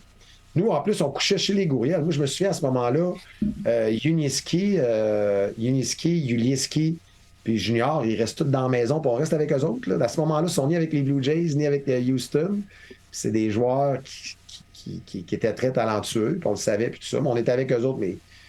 Et là, finalement, ils ont dit comment tu vas faire pour les visas? Il dit il n'y a pas un Cubain qui est rentré aux États-Unis depuis 1959, depuis l'embargo. J'ai dit c'est réglé. J'ai dit ça va marcher. J'ai dit c'est un employeur canadien qui le paye. Et là, il y avait des doutes, puis tout ça. Fait qu'ils ils m'ont donné la main. Puis ils ont dit on l'essaye. Puis 3 semaines plus tard, Gurriel est arrivé au Canada. Et je me souviens encore, après qu'il est arrivé, on a traversé aux États-Unis. Puis on a dit, imagine quand il va arriver pour traverser aux douanes aux États-Unis, ça va bloquer. Fait qu'on avait préparé une voiture, une demi-heure derrière l'autobus, que s'il restait bloqué, il le ramassait. Ça a pris 8 minutes aux douanes, ils l'ont laissé passer. Fait que là, il a passé toute l'année avec nous, et c'est le premier joueur depuis l'embargo de 58-59 à venir jouer dans une ligue où il compétitionne contre des Américains, et qu'après ça, il retourne à Cuba. Donc, quand il est retourné à Cuba le 15 septembre, il a été accueilli en héros à la Havane. Moi, je suis allé faire le lancer protocolaire au stade de la Havane pour le premier match de l'année, puis tout ça. Et l'année d'après, ils ont dit, est-ce que tu es correct pour en faire avec 4 joueurs? Fait qu'on l'a fait avec 4 joueurs. L'année d'après, l'équipe nationale au complet est venue jouer dans notre ligue. Et c'est Oui, je me souviens de ça. Ah oui. C'était compliqué. En passant, là, j'ai fait, à un moment donné, j'ai fait 11 voyages. J'ai fait 11 voyages à Cuba dans l'espace de 14 mois. Et écoute, il arrivait des affaires, là, vous ne le créerez même pas. Là. Je partais en meeting le lundi, mardi, mercredi, jeudi. Le mercredi, il me disait, on est d'accord, on l'annonce mardi. Ouais, mais moi, j'ai un avion à prendre là, demain. Je retourne. Ah, non, nous autres, c'est mardi. Je prenais l'avion, je revenais à Québec. Le mardi, je retournais à La Havane. Là, il disait, ah, finalement, on te l'a pas dit, mais on ferait ça vendredi. Non, mais mon vol, on repart jeudi. Écoute, c'était, tu sais, manque de communication dans la langue, là. Et tout ce qui est arrivé dans ces 4-5 ans-là, c'est fou. Ouais, mais quelle histoire que ça fait, puis surtout les souvenirs et tout. Puis tous les noms qu'on mentionne depuis tantôt, parce que, tu sais, moi, je pense que Michel t'a fait tes preuves. Tu sais, je pense que Pat, votre coach aussi. Parce que même ici, on a François Vendetti qui vient, évidemment, couvrir un peu la Ligue de Junior Élite, puis il avait posé une question à Eric. Tu sais, on a de plus en plus d'espoir, puis on a, tu sais, je veux dire, on sait que c'est tough pour les Canadiens et les Québécois de passer au prochain niveau, mais ça arrive. Mais comment ça se fait que ça se fait pas avec les coachs? Pat est un super bon exemple d'avoir un roster, excusez-moi l'expression, différent presque à chaque année, puis d'avoir du succès collé à lui depuis le début. Est-ce que ça a déjà sonné de dire, hey, je viens de faire un tour, c'est-tu lui qui veut pas y aller ou. Parce que il me semble qu'il a fait ses preuves, comme tu dis, là. Ah, je comprends, mais tu sais, comme moi, j'étais coach de 2005 à 2009, là, je vais-tu vraiment aller dans les mineurs à 35 000 $, déménager partir en février au camp d'entraînement, écoute, partir au camp d'entraînement en février, après ça, ils vont me dire le 20 mars à quel endroit tu t'en vas dans les mineurs, là, tu redéménages du 1er avril jusqu'au 3 septembre, puis après ça, tu t'en vas dans l'Instructional League jusqu'au 15 octobre. Je veux dire, c'est un divorce assuré. Là. Je veux dire, non, mais ça n'a aucun bon sens. Puis après ça, vas-tu monter en haut les coches, puis es-tu prêt à faire 10 ans dans les mineurs avant? Les coachs, si vous saviez comment c'est la job du baseball indépendant qu'ils veulent. Baseball indépendant, là, Patrick, qui fait toute son équipe au complet, il a un meilleur salaire que dans les mineurs. Il est établi à la même place. Puis quand il coach, c'est un 96 matchs cette année en 104 jours. Très intense. Mais l'hiver à Patrick a du sens. Là. Je veux dire, c'est pas qu'il travaille pas parce qu'il recrute ses joueurs, mais il est à la maison. Puis là, il fait ses choses. Puis l'équipe, il a bâti comme il veut. Moi, recevoir un fax là, à 4h30, puis tu me dis, c'est voici ton line-up de ce soir. Là.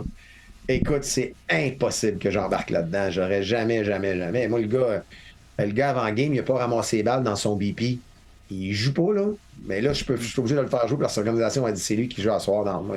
Moi, j'ai arrêté d'écouter après fax. Êtes-vous en train de me dire qu'il y a encore un fax aussi dans le. Non, mais dans le temps, on recevait l'équipe, tu te souviens, Eric, les coachs, ils disaient ça. Ils disaient j'ai reçu un fax, c'est toi qui joues à soir.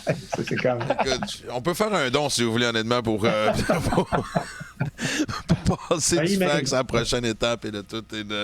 Mais en tout cas, une chose est claire. Toi, Michel, tu n'as jamais pensé à ça, toi, présentement, toi, personnellement, d'y aller dans les pros ou dans un front office job, les Blue Jays, il n'y a jamais personne qui t'a approché parce que veut pas te fait tout là, pour être en charge d'une équipe comme des capitales. Là, vous n'avez pas beaucoup d'argent. Vraiment, les ressources que vous avez, c'est vraiment un minimum. Puis, tu sais, c'est ça, le Oakland A's, c'est ça qu'ils ont fait. Les Tampa Bay Rays, c'est ça qu'ils font. Tu sais, ils travaillent avec quasiment rien comparé des Yankees. As-tu déjà eu une offre, quelque chose pour aller là-bas ou ça t'intéresserait? Est-ce que ça t'intéresserait si tu en aurais une?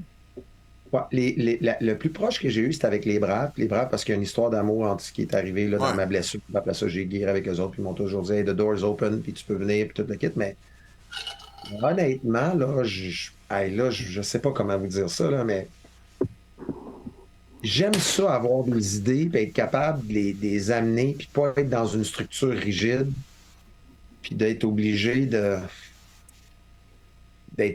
suivre le courant, puis tout ça. Tu sais, quand j'ai décidé il y a 5 ans de baisser le prix des concessions de 33 %, puis de dire ça va avoir un impact, puis tout le kit, là, je suis capable de prendre une décision, puis de le faire, puis de retourner. Mais écoute, je suis peut-être un peu trop mûle pour rembarquer dans une structure, pas dire un mot, puis de suivre le courant. Puis tout ça, Éric, je pense que j'aurais de la misère, honnêtement. Là, J'avoue, mais moi aussi, c'est la même chose. Quand j'ai coaché, tu sais, tout le monde, c'est fait pour tout tailor-made pour le joueur. Les joueurs ne peuvent pas. Il faut tout le temps vraiment. Tu n'as pas de place à l'innovation non plus. Tu sais, Max Barré de nous autres, il dit on chiale tout le temps sur ça, sur ça, sur ça. Mais c'est ça un petit peu. Tu sais, c'est ça qui a de valeur parce que les coachs qui ont vraiment beaucoup de potentiel, comme moi, j'adore coacher. Mais tu es une structure que tu n'as pas le choix de faire des choses. Tu peux pas vraiment 1 à 1. Tu sais, c'est difficile. Non, vous êtes juste trop tête de cochon tous les deux pour travailler pour personne d'autre. Et là, il y a Éric Labrie qui nous dit... En fait, il y a quelques messages qui rentrent qui disaient « Laissez-nous Michel à Québec ». Fait que tu vois, le fait de tenter Michel à prendre une job ailleurs, on vient de partir une manif à Québec. OK, on vous laisse à Québec, promis juré. Non, mais mettons là, qu'on partait une équipe indépendante ça arrive nord ou ça arrive sud. Là. Quelque chose comme ça. Ben, aller donner un coup de main là, à starter et tout ça, ça serait un fun. Là. Puis, tu sais, je la ferais à 40 puis la 20 à tour de bras, puis je resterais là. Ça, aller donner un coup de main dans quelque chose comme ça, puis pas prendre trop de place parce qu'il faut que les gens qui sont en place soient capables de s'exprimer, là. Mais quelque chose de même, je le ferais. Ça fait plaisir. Avec la Ligue, je suis l'exécutif de la Ligue, présentement, pour l'expansion, puis toutes ces choses-là, de partager les façons de faire. Ça, j'adore ça, mais les gens qui me connaissent de proche, là, j'ai de la misère à travailler d'un carcan, là.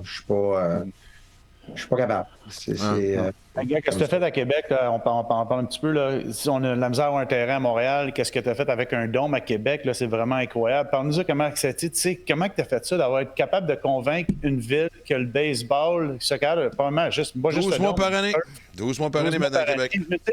On a de la misère à avoir quelque chose à Montréal qui a de l'allure. Comment tu as été capable de convaincre? Je sais que qu'est-ce que tu as fait? Tu as fait 10, 15, 20 ans que tu travailles avec les capitales, mais c'était-tu difficile? Le processus de ça, c'était vraiment compliqué? Ou... C'est vraiment, vraiment un processus difficile. Puis historiquement, là, c'est que quand on arrive en 2007, 2008, 2009, on sait bien que le stade a besoin de réparation, puis tout ça. Puis en même temps, avec M. Labombe, on comprend que de sortir de l'argent des citoyens pour une équipe professionnelle, c'est pas nécessairement bien vu. Fait que l'idée, c'est de démocratiser le stade. À ce moment-là, les capitales utilisent 420 heures sur 550 heures d'utilisation d'un été. Donc, à 80 % du temps, c'est les capitales qui jouent. Puis après ça, il y a des aimants qui jouent. Puis il n'y a presque pas d'autres activités sur le terrain parce que la capacité du terrain naturel à absorber trop de jeux, ça se fait pas. Donc, il est d'accord avec moi. Trouve une solution. Puis, à un moment donné, la ville parle d'utilisateurs payeurs, puis ça coûte à peu près 300 000 entretenir le stade par année. Fait que les capitales, il faudrait qu'ils payent un bail de 300 000, ce qu'on n'aurait pas été capable de payer, puis tout ça. Fait que la solution, c'est de mettre un synthétique. Fait qu'on a travaillé pendant des années à dire, OK, on va avoir un synthétique. Puis on présentait ça à la ville. Puis là, la ville a dit, il va falloir voir si le terrain doit être décontaminé ou pas. Puis après ça. Fait que là, on arrivait à du 2,5, 2,3, 2,2 millions. Comment qu'on pourrait faire ça, puis toute l'équipe, puis on n'y arrivait pas. Puis, fait que finalement, écoute, dans le plan d'affaires, là, un emprunt de 2,2, 2,5 millions remboursé sur 10 ans, ça ne fonctionnait pas tout ça. La ville, ben, je dois dire là, que dans ces années-là, ben, elle avait l'œil sur la Ligue nationale de hockey. Donc, quand dans une ville, tu traînes 200-400 millions à la même place, ben, tes autres infrastructures, on dira ce qu'on voudra, je ne dirais pas qu'on a été laissé de côté parce que M. Labaume a toujours aimé le baseball et était derrière nous, mais il était aux limites, on dirait, de ce qu'il était capable de faire. Fait que finalement, écoute, tout ça est arrivé. On parle de faire un dôme. On a des plans, pas faire un dôme, un synthétique à Québec. On est autour de 2015-2016 et ça n'arrive pas. Et finalement, je me souviens, moi, je marche au centre du terrain, je regarde ça, puis je n'avais parlé avec Claude Lévesque là, qui avait dit là, j'ai dit, ça serait pas d'avoir un dôme ici. Écoute, j'appelle une compagnie de Houston, puis je dis au gars en anglais, je dis, écoute, je veux un dôme, mais je veux pas une structure de ciment parce que l'été, quand je veux enlever le dôme, puis je veux jouer. Là, il est là, what the fuck, de quoi tu parles? Ben, il dit qu'on accroche le dôme comment s'il n'y a pas de structure de ciment? Ben, j'ai dit, on peut-tu faire la structure, le solage, en dessous du synthétique? Non, non, non, non, non, non, non. Ouf, il raccroche. Je m'en vais sur Internet. Pas sur un fax, là, Max, je m'en vais sur Internet. Tu vois, déjà, ça monte, déjà. Ben, je monte. Entreprise en Floride. J'explique la même affaire. Mais il dit, ça marche pas. Finalement, l'entreprise de Toronto, je dis, écoute, je sais pas comment t'expliquer ça, là. Je veux le solage sous le synthétique pour venir m'ancrer. Puis là, je lèverais le synthétique puis on s'accrocherait. Et il dit, écoute, j'ai jamais vu ça, mais donne-moi 48 heures avec mes ingénieurs, je t'appelle dans 48 heures. Quand je raccroche, j'appelle la compagnie de Montréal qui va me faire le synthétique. Et je dis, dans tes plans, là, rajoute donc un quadrilatère de 230 par 230 par 230 à l'intérieur du... Il dit, Michel, ça se fait... Il dit, mon drainage va se faire comment? Trouve une solution parce qu'il y en a sûrement une. Fait que j'ai dit, au pire, fais du drainage à travers ton solage, je sais pas, trouve une solution. Il dit, je te rappelle dans 48 heures. Les deux m'ont appelé à une demi-heure d'intervalle. Et puis, tu sais, si je me souviens des dates, vous allez comprendre pourquoi. Là, à une demi-heure d'intervalle, les deux m'appellent. On est le jeudi 1er septembre. Et ils m'appellent puis ils me disent, écoute, Michel, nous autres, on a repensé à ça, on pense que ça se ferait. L'autre, il dit, écoute, on pense que ça se ferait. Wow! Appelle M. Labonde. M. Labonde, je peux-tu le voir? Il dit, viens-t'en dans mon bureau. J'arrive au bureau de la ville. J'y explique tout ça. Puis là, je prends des verres sur son bureau. Puis là, je fais comme un don. Puis ça, il me regarde et il dit, chaud. Je dis, mais non, je suis pas chaud. Il dit, bonjour. Il dit, c'est quoi ça, donc? Il dit, tu veux qu'on fasse quoi, nous autres, la ville? Ben, j'ai dit, je veux une permission de mettre un dôme là-dessus. Ben, il dit, ça, je m'en occupe. Tout s'occupe du reste. J'ai dit, garde, je vais te faire un montage. Écoute, j'appelle Bob parce que Bob, il est actionnaire de l'équipe, Bob Bissonnette. Fait qu'il dit, tu me racontes ça demain. Quand j'arrive le lendemain, on a un party à broche à foin, puis c'est le fun, puis tout le kit. Et en fin de soirée, Bob, il dit, c'est quoi ton histoire de dôme puis de synthétique? J'ai dit, écoute, c'est incroyable, tu vas capoter. Il dit, pourquoi tu montes pas à Caraquette avec moi demain? Il dit, je m'en vais là en hélicoptère. Non. On monte ensemble, puis tu m'expliques tout ça. Ben, j'ai dit, je vais être là, mais on est pas mal garlot quand on se dit ça. Il est genre minuit le soir. Fait que je dis, je vais être là. Fait que le lendemain, je me rends à 9h, on prenait l'hélicoptère ensemble. Fait que je me rends là, il dit, qu'est-ce que tu fais là? Ben, j'ai dit, je t'ai dit hier que je montais au mariage avec toi à Caraquette. Fait qu'on monte ensemble, puis je vais t'expliquer le plan. Fait qu'on prend l'hélicoptère, on atterrit là-bas. Et avant d'aller au mariage, puis tout ça, dans la chambre d'hôtel, j'y explique tout ça. Puis là, il capote. Il dit, fait qu'on aura un synthétique, un dôme. Puis là, moi, je pourrais faire peut-être un show à un moment donné, puis on remplirait, puis on capote tout ça. Puis là, malheureusement, arrive l'accident le lendemain. Et moi, tout le monde se réunit le jeudi, parce que j'ai réuni les gens de Toronto, les gens de Montréal, les gens de la Ville de Québec, en réunion jeudi pour mettre tout le monde.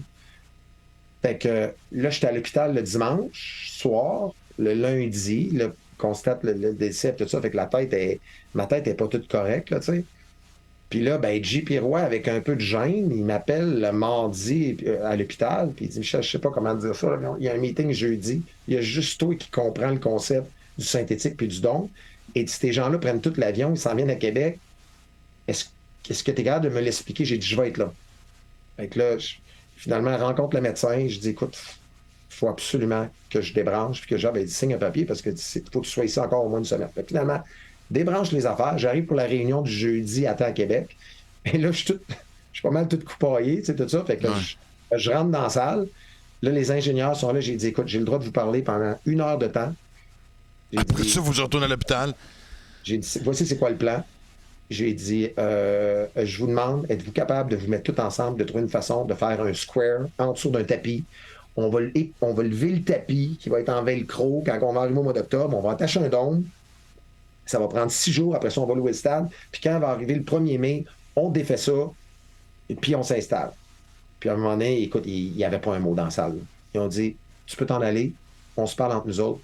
Puis on va trouver une solution. Ils m'ont rappelé 3 heures après. Ils ont dit, we got it. On le fait. Et dans les 3 semaines plus tard, ils commençaient les travaux. Et le 4 juin de l'année suivante, on avait un synthétique et on avait un don. Et c'est un succès qui est incroyable. C'est un emprunt qu'on a fait de 4,3 millions avec l'aide évidemment de M. Laberge qui a décidé de cautionner le projet. Et écoute, si c'était pas de ça, je suis pas sûr qu'on serait encore là aujourd'hui. En tout cas, pas avec la même succès. Parce qu'écoutez, quand je vous ai dit tantôt, là, c'est 500 heures d'utilisation du stade Canac. On est rendu à 3800 heures par année d'utilisation. Fait que faites x8 en termes d'utilisation. Le stade est plein 81 heures par semaine. Oui, parce qu'il faut l'expliquer parce qu'on n'en a pas parlé, parce que même moi, mon neveu a eu des pratiques là. C'est vraiment servi comme un camp d'entraînement. En fait, un camp de pratique pour justement pour faire un pont entre l'automne et le printemps pour nos chers joueurs québécois. T'sais. Ah, c'était écœurant. Je veux dire, juste le tournoi Pee-Wee qui vient d'avoir en fin de semaine ici. Puis là, la fin de semaine qui s'en vient après, on passe à la route. Là, ce soir, on s'en va dans le coin de Saint-Louis. Bien, la prochaine semaine, là, il va y avoir des activités ici, des jeunes qui vont jouer. Puis en fin de semaine prochaine, c'est la fin de semaine de la famille. Il va y avoir des jeux gonflables partout. Je veux dire, c'est la façon. C'est magique, puis ça fonctionne. Ça fait 7-8 ans. Je veux qu'il arrive la même affaire à Trois-Rivières. Je comprends pas qu'Ottawa de cette façon-là. Juste là, les panneaux, sa clôture, bien, vu qu'il y a plus d'achalandage dans le stade, bien, le stade est plus connu. Tu crées de l'achalandage. Si tu t'occupes des jeunes, je ne sais pas, on est rendu à combien de jeunes dans la région de Québec? Je pense qu'on a dépassé 5000 jeunes qui se sont inscrits au baseball. Le programme sport-études, en 2016, était à 65 jeunes. Il est rendu à 280 jeunes en sport-études. Donc, c'est une roue, tout ça, là, puis qui fonctionne. Fait que c'est vraiment cool. Il faut juste le multiplier au Québec. Et il y a tellement de villes qui sont venues visiter dans les dernières semaines, dans les derniers mois, que je suis à peu près sûr que d'ici 2-3 ans, on va en avoir 4-5 comme ça au Québec. Mais moi, je pense que tu n'es pas assez reconnu comme un des grands bâtisseurs du Québec. Puis ce que tu as fait, c'est extraordinaire. Puis là, tu vois, là, justement, là, je descends dans Charlevoix, puis en revenant, je t'appelle, je te chale, mais je te faxe pour te... Faut que j'ai On a-tu du temps encore? Il nous reste... Oui, on a. Prenons 2-3 minutes, parce qu'après ça, on a un segment à faire, parce qu'on a le podcast live à 10h30 en anglais. On fera la relève. On fait la relève tout de suite. On fait la relève. Fais la relève. On va parler d'Edouard Julien, mais vas-y. Je peux parler du passage d'Éric Gagné à Québec. Ah ben là, OK, oui, avec une intro de même. Allons-y, s'il vous plaît. Non, mais sérieux, là. Écoute, juste vous savez ce qui est arrivé, l'histoire, que Éric appelle pour venir jouer. En fait, c'est Martin Leclerc qui dit Éric est trop gêné pour appeler après avoir joué au golf. Il dit, penses-tu, Michel, qu'il y aurait de la place, toute l'équipe? Fait que finalement, Éric, on se parle. Puis Éric vient-t'en, mais il n'y a pas de place, mais viens-t'en. Puis là, c'est une histoire vraiment tripante avec Éric qui décide de venir. Mais il dit... Puis quand il arrive, il dit je pourrais-tu avoir un Winnebago? Un Winnebago? Un Winnebago. Pour? Il dit je suivrais l'équipe avec ça. Donc là, je dis ben, tu sais, jamais un joueur qui a dit je peux te suivre l'équipe en Winnebago. Puis il dit Michel, ça va être trippant. Je vais pouvoir, même les joueurs vont pouvoir embarquer avec moi. Fait qu'imaginez-vous là, qu'il arrive avec un super Winnebago. Puis il suit l'équipe en autobus. Mais on a un endroit le soir pour jouer aux cartes. On a un véhicule sur la route pour aller jouer au golf. Puis on rentrait au golf là, avec le gros Winnebago. Là. Puis là, des fois, Éric, la route était... Là, il accrochait quasiment les arbres. Là, il arrivait. Ah, ça a été une année, là. Ça a été un extraordinaire. Puis l'apogée de tout ça, là, c'est qu'à un moment donné, Éric, il dit Michel, je lance mon match. Il lançait son match de vendredi au New Jersey. Puis il dit, je redescendrai, puis j'aimerais préparer quelque chose pour les boys, puis je partirais plus tôt, puis toute le kit. Puis tu penses que ce serait possible d'arrêter avec l'autobus quand vous revenez à Repentigny? Fait que, ben oui, Eric, si t'as fait ton départ en autant que tu ne seras pas pour le prochain départ. Fait que, on joue le dimanche, puis avant de jouer le dimanche au New Jersey, j'annonce à tous les joueurs qu'en s'en tournant, j'ai une surprise pour vous autres. Eric nous attend quelque part, mais j'en dis pas plus. Fait que, on finit le match finalement un peu trop tard le dimanche, vers 4h30. Fait qu'on s'en vient de New York. Et quand il arrive, 11h30, minuit, on arrête à Repentigny. Mais là, c'est sombre avec l'autobus. On a de la misère à trouver la place. Et là, on sort de l'autobus. Il fait noir, tout ça. Et là, Éric nous attend. Il y a quoi, Éric? 2 beaux bateaux qui nous attendent sur le bord du quai. Ouais. Fait que les gars se demandent qu'est-ce qu'on fait. Fait qu'on embarque dans le bateau. Et là, on se promène sur le fleuve. On arrive sur l'île à Éric. Et quand on arrive là, il y a des lampions d'allumés, là, un peu partout. Là, puis là, on voit ça au loin. Là, c'est comme... Écoute, c'est magique, on capote. Et quand on arrive là, Bob, il est avec sa guitare sur l'île, sur une bûche, pour jouer de la musique à tout le monde, toute la soirée. Et Éric, ce qu'il a préparé, là, je veux dire, je vais m'en souvenir. Et les gars s'en souviennent. Éric, je te raconte ça parce qu'il y a un joueur qui est venu nous visiter de 2009, qui a joué avec nous autres, puis il m'a raconté cette histoire-là, puis il dit... Quand ça va pas bien dans ma vie, je pense à ce moment-là. Oh, wow! Les choses avancent. J'ai été tellement touché par ça. Fait que Joyce, qui s'appelait, qui est un danseur gaucher avec nous. Fait que on arrive, et là, je te jure, Max, c'est histoire vraie, là, il y a mes gâteaux au caramel vachon préférés. Il y a les jujubes aux fraises, les framboises, que quelqu'un disait qu'il aimait le plus. Il y a ci, il y a ça. Il y a tout, Éric a tout préparé. Fait que là, on dit, comment se fait que ça? Il prenait des notes, puis on le savait pas, mais dans les derniers 10 jours, il nous demandait, toi, qu'est-ce que t'aimes? Toi, qu'est-ce que t'aimes? Toi, qu'est-ce que t'aimes? Il s'est assuré que dans cette partie-là, on arrive, puis tout ce que les gars aimaient, tu sais, si t'aimais les honeycombs, là, puis tu disais, moi, j'aime les honeycombs, j'aime ça manger des honeycombs. Il y avait des honeycombs, tu comprends? Il y avait toutes sortes d'affaires comme ça. Puis la soirée se termine vers, je sais pas, 3-4 heures du matin. Un fun fou. On saute sur le bateau, on recouche dans l'autobus. Et à 8h30 le matin, là, on dort tout dans l'autobus, là, puis ça sent pas bon. Là, Éric rentre, il est habillé en Rambo, en militaire. Non!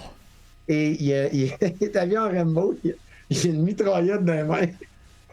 Puis il nous regarde, puis il crie bien fort, Motherfucker, wake up! il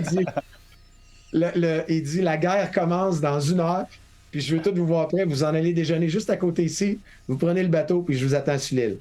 Et on a joué au paintball 6 heures de temps. Écoute, c'est dans les... quelle histoire! Les 5 plus belles journées de ma vie.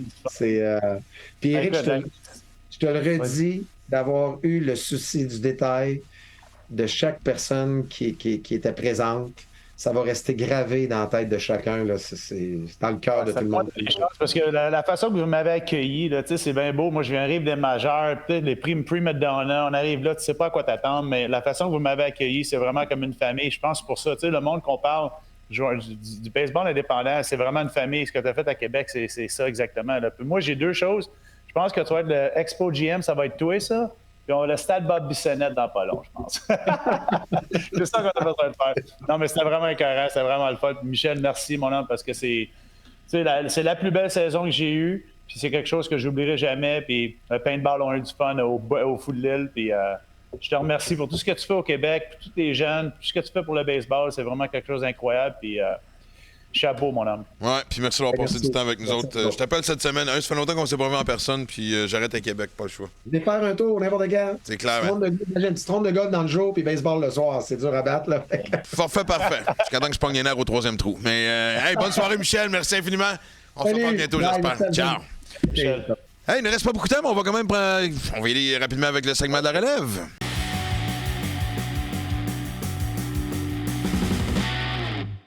Ce segment est commandité par Baseball, en fait Baseball Canada et l'ABC, l'Académie de Baseball Canada, mais Baseball Québec et en tout cas, vous avez compris le principe. On va faire ça rapidement parce qu'on est en onde en direct à 22h30 en anglais. Je le répète, on reçoit aussi Brian Ruby, joueur qui a fait son coming out il y a quelques temps et honnêtement, la réaction, c'est une belle histoire parce que la réaction sont beaucoup plus positive. Je peux comprendre la crainte qu'il avait.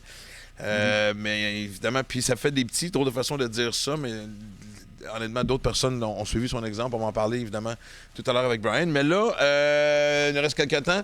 Man, Édouard Julien. Wow. Et à ton crédit, je me souviens quand la première fois qu'il était rappelé, on se parlait au téléphone depuis moi, puis tu me disais. On se demandait, moi je t'ai demandé, vas-tu rester, qu'est-ce que tu penses? Parce qu'on savait qu'il avait été rappelé à cause de la blessure de Polanco. Tu dis non, regarde, la première année, ils vont le monter une couple de fois, ils vont le redescendre. Puis honnêtement, il est reparti, je pense qu'il avait joué une dizaine de games. Il est revenu pas longtemps après et tu dis, je me suis trompé, il reste. Et tu avais collé à la shot, pas basé sur un échantillon de 10 matchs. Je sais pas, tu avais comme senti quelque chose, tu avais senti quelque chose à son retour.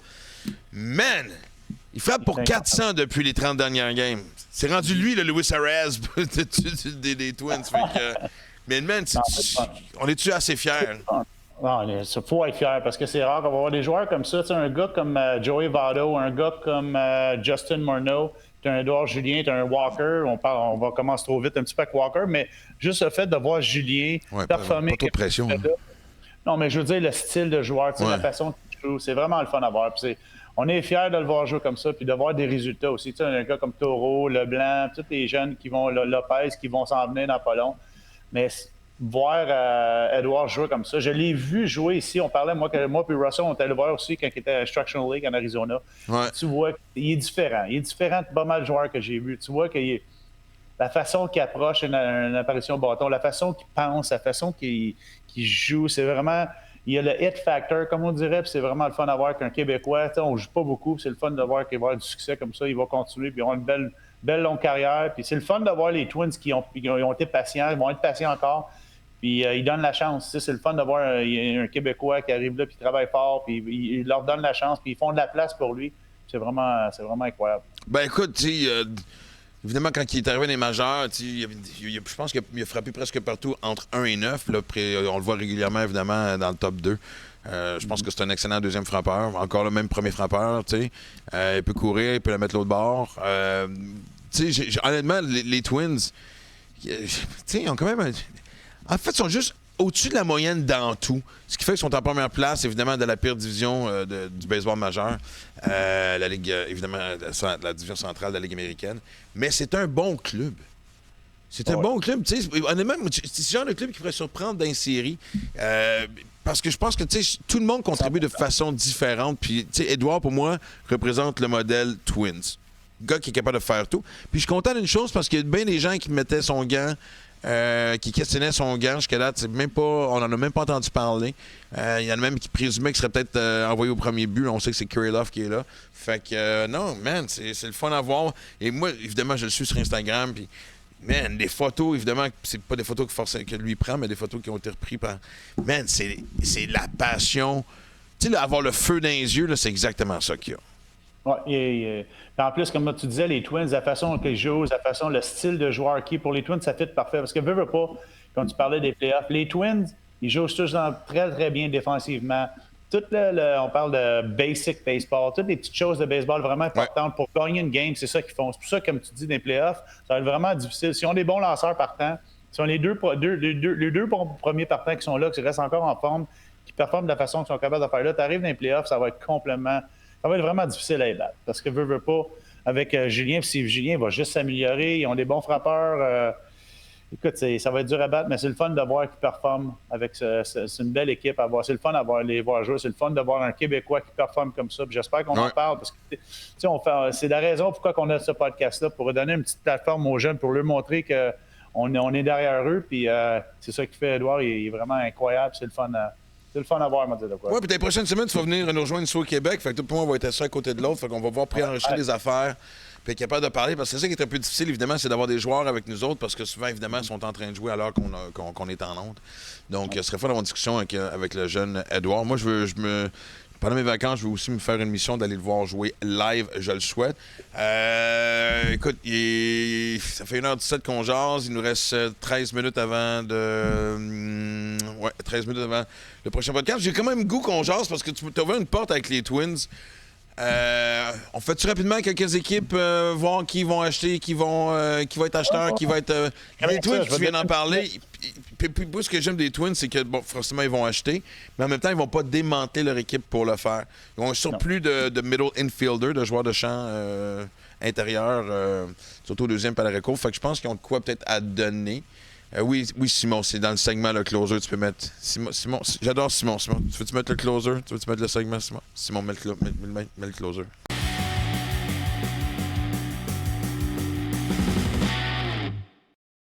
Je vais mettre mes hosties de segments tabarnak, soyez clairs dans vos transitions. Et donc, exactement. Allons-y avec quelques exemples pour toi de sellers puis de vendeurs et d'acheteurs. Je vais te donner une liste, tu me dis buyers ou sellers. Parfait. Quelle sorte de buyers, quelle sorte de sellers. Parfait. On va commencer, c'est facile, D-backs. Diamondbacks. Les Diamondbacks, je pense qu'ils vont s'asseoir sur leur noyau de jeunes parce que, honnêtement, je pense que la réalité est un peu en train de les rattraper. Sérieusement, moi, je pense qu'ils ont été premiers de la division pendant longtemps. Là, les Dodgers ont pris leur place à la surprise de personne. Je pense que les Giants vont les dépasser, puis je pense même que les Padres vont leur chauffer le cul. Fait qu'ils vont peut-être faire quelques acquisitions, mais ils ont tellement un beau noyau de jeunes. Ils ont un surplus de gars dans les mineurs, fait qu'ils sont capables d'aller chercher au moins quelques vétérans. Mais ce ne sera pas des gros moves. Il n'y a rien qui va nous jeter sur le cul.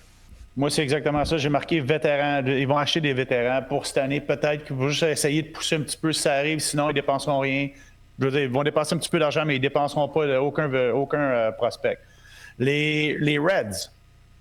Les Reds, encore une fois, moi, honnêtement, ils peuvent aller chercher parce que Votto, évidemment, je pense qu'il est un des rares vétérans de l'équipe. C'est hallucinant. Là. Je pense qu'ils ont 6 recrues qui sont quasiment partants. McLean, Incarnation Stand, Friedel, De La Cruz. C'est fou, c'est ridicule. Je veux dire, Abbott sur le monticule. Je veux dire, écoute, c'est le festival. C'est une CPE, en fait, finalement. C'est une garderie, présentement, les Reds. Fait que, et je pense qu'ils peuvent quand même faire des moves intéressants, plus que les Diamondbacks, parce que la plupart de leurs gros prospects sont déjà dans le club. Fait que s'il y a des choix intéressants, et ils sont déjà bloqués par ceux qui sont en train de se former une place, en train de former la culture puis la relève des Reds. Fait que moi, honnêtement, parce que là, ils sont surtout tombés deuxième après les Brewers. Les Brewers, c'est une équipe qui n'a jamais eu peur de faire des gros moves à la période des échanges, qui, encore une fois, aussi cette année, pourrait nous surprendre. Fait que moi, je pense que, sans, je n'irai pas avec l'expression aller le tout pour le tout, mais les Reds préfèrent des transactions qui vont nous surprendre plus que les Diamondbacks. Puis, parce qu'ils savent que les Brewers vont le faire. Moi, je serais les Reds. Moi, la différence, c'est les Reds du Diamondback, c'est la même équipe dans ma tête. Là. Ils font la même affaire, achètent des vétérans, voir s'ils peuvent un push. Mais je te dis, moi, les Cubs, OK, on va parler des Cubs. Les Cubs, tu penses qu'ils vont acheter, vendre? Ils vendent Bellinger, si tout le monde le sait. Moi, je pense, Stroman part, ça c'est clair. Ouais. Ah oui, la prochaine fois qu'on fait le podcast, ça va être après Puis je suis pas un génie en disant ça. Tout le monde le sait, c'est le secret le moins bien caché. Ouais, mais moi, je te dis, le 6,5 en arrière, là, des Brewers puis des Reds. Moi, que je serais les Cubs, OK, peut-être que tu vends 1 ou 2 joueurs, mais moi, je garderais ça. Reste ça comme ça. Tu vas peut-être additionner 1 ou 2 joueurs, voir qu'est-ce qui va arriver pendant les 2-3 prochaines semaines. Je pense qu'ils vont acheter, moi. D'après moi, ils vont... Ouais. Je pense que oui. Je ne penserais pas qu'ils vont vendre. Peut-être que... OK, Bellinger, pourquoi qu'il ne le garderait pas pour l'année prochaine? Signer un contrat de 2 ans, une extension de 2 ans après le All-Star Break. Après le deadline, excuse. D'après moi, ils feront rien. Ils vont juste rester là, peut-être additionner 1 ou 2 joueurs. Ça, c'est ce que j'espère. Parce que la centrale, c'est pas vraiment fort pour non plus. Les White Sox, c'est des sellers. Ça, c'est clair. Kansas City, sellers, des vétérans. Mais il ne reste plus rien à vendre non plus. Mais ils vont vendre qui? Ils vont vendre Salvador Perez, comme une coupe de lanceurs. Scott Barlow, avec une saison de marde. C'est qu'en même temps, si les Royals de servir des joueurs qui peuvent se permettre de bouger pour aller chercher quelque chose d'intéressant, tous ces joueurs-là sont en train d'avoir des saisons de marde. Ouais, j'avoue. Les Dodgers, d'après moi, les Dodgers vont être buyers, mais ils vont être juste buyers avec un releveur. Ils vont juste acheter un releveur, peut-être un lanceur partant vétéran, juste pour donner un petit peu de coussin un peu par rapport à... Ouais, mais avec Outman qui a énormément ralenti, puis Vargas au deuxième but aussi, que je me demande même s'ils n'ont pas renvoyé les mineurs, si je ne me trompe pas, il faut aller se faire un petit peu d'école en bas. Non, un vétéran pour jouer deux, trois positions dans l'avant-champ, non? Tu vois pas ça aussi? Oui, j'avoue. Moi, je pense que ça va aller, ça. Ouais. Puis la dernière équipe, d'après moi, les Rangers, moi, je te dis, sont all-in. C'est eux autres qui vont dépenser le plus, je pense. C'est eux autres qui ont besoin de dépenser le plus. Puis en plus, ils sont vraiment là. Tu sais, c'est le temps. Là. C'est now or never. Puis ils ont dépensé beaucoup d'argent. Puis en plus, il manque un gros bras. Je pense qu'ils vont chercher un lanceur. Puis ça ne me surprendrait pas d'avoir un gars comme Lance Lynn qui revient là-bas. Ils connaissent beaucoup. Ouais. Un vétéran comme Lance Lynn, puis un gars comme Stroman, peut-être. On arrive à Texas. Ah, ben là, tu vois, tu es d'accord avec moi que Stroman va bouger des Cubs, peut-être. Non, mais s'il bouge, d'après moi, ça serait avec les Rangers. Les Rangers vont acquérir pas mal de bons joueurs, je pense. 2-3 bons joueurs, puis même un releveur. Fait qu'ils vont aller all-in, d'après moi. Ben là, déjà, d'avoir été chercher Chapman à Kansas City, ça aide énormément. Will Smith a une belle saison, a très bien rebondi cette année, mais comme de fait, il manque. Tu sais, José Leclerc est un peu inconstant. Tu sais, entre les manches 6, 7, 8, là, ça, des fois, ils peuvent l'échapper là. Et comme j'ai dit, les partants, tu sais... je pense à Gray qui a un début de saison extraordinaire, présentement de n'arrache à gauche. Puis en même temps, par contre, la seule affaire qui peut bloquer les Rangers, selon moi, c'est mon opinion à moi, c'est que c'est pas c'est pas eux autres qui ont le plus de prospects à envoyer ailleurs. Je sais pas dans quel classement, je sais pas si Simon a le temps de taguer ça, mais je me demande s'ils sont pas comme genre 20e par rapport au classement des clubs d'école. Ils ont vendu beaucoup de choses, je pense. Mais... Exactement. Et moi, je veux qu'on en parle parce qu'après ça, ça va être le temps de prendre un petit break, façon de pas lui dire que j'ai envie de pisser. Avant qu'on commence à 22h30. Simon est en train de nous... Alors, ça, c'est le classement de la Ligue, mais moi, c'est plus les Cube École. Mais merci, Simon. Moi, c'est les Yankees. Moi, là, ça me fascine, cette équipe-là. Moi, je te ferais un ménage complet de cette équipe-là. Mais sérieusement, sans parler de reconstruction, parce que les gens vont dire « Ah, à New York, tu peux pas faire ça. » Voici dans tout l'argent que tu as dépensé, dans tous les contrats que tu as. Tu ne feras pas en croire que George Carlos Stanton, c'est pas un des pires contrats ever. Là.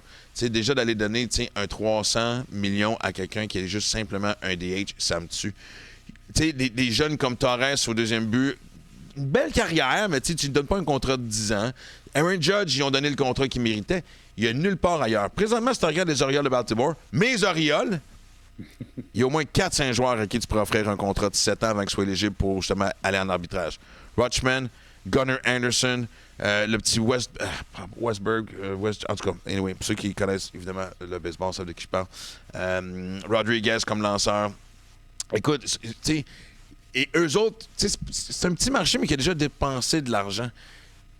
Ils vont faire comme d'après moi, ils vont faire comme les Rays, signer des joueurs 4, 5, 6, 7 ans, des jeunes, des signés pour Exactement. exemple Atlanta avec Acuna, la gang, les Arby's, tous ces joueurs-là. Des contrats à Brian Reynolds comme à Pittsburgh, c'est un petit marché, on a donné comme 120 millions pour 8 ans, mais ce que je veux dire, c'est que le pire là-dedans, c'est que les Yankees, non seulement en haut, sont de la merde, ils ont rien.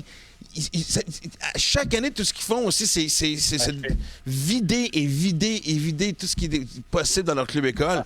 C'est ça qui est le fun à voir, parce que moi, qu'est-ce que j'aime voir, c'est de valeur que les Yankees vont pas bien. C'est plate d'avoir les grosses franchises comme ça qui vont pas bien, mais c'est le fun d'avoir Oriole. Je trouve ça drôle. ils vont se payer une façon de monter, mais c'est le fun. Ça va être le fun de voir qu'est-ce que les Orioles, c'est qui vont échanger les prospects, parce que veut pas, là, ils ont beaucoup de jeunes des mineurs qui sont up and coming, mais tu ne peux pas t'échanger quand tu sais que tu n'es pas capable de dépenser de l'argent. Oui, ils ont un petit peu d'argent, mais ça va être vraiment intéressant ce qui va arriver avec ces équipes qui sont mid-market, que je dirais, même un peu lower level market, avec les droits de TV qui vont changer, beaucoup de pertes. Ça va être intéressant de voir ce qui va arriver aux Orioles? Aux Orioles, oui. Comment ils vont dépenser. Ça va être bien intéressant. Puis, honnêtement, ils ont le prospect numéro 1 en Jackson Holiday, le fils de Matt. As-tu joué avec Matt? Non. Là, non, j'ai joué contre Matt. Oui, mais c'était à ton époque, ça, je voulais te dire gentiment. C'est ça. Ouais, tu l'as. Il jouait à Colorado dans le temps quand je jouais contre lui. OK. Fin de carrière. Il était grand et gros. Ça, c'est une pièce de modèle de quoi. Wow. Clairement, attendez des flashbacks. Hey, on vous laisse là-dessus, puisque dans exactement 3 minutes et 15 secondes, on y va avec le podcast en anglais. On se parle tout de suite. Puis j'ai quasiment envie qu'on continue sur cette discussion-là avec les fucking Yankees. À tantôt. Bye-bye. On ferme les livres, c'est terminé. Qui monte sa petite série gagnée avec ta balle Bichette. T'as déjà striké dans tes Bichettes. Et avec des lunettes qui font peur, la victoire est signée. Game over.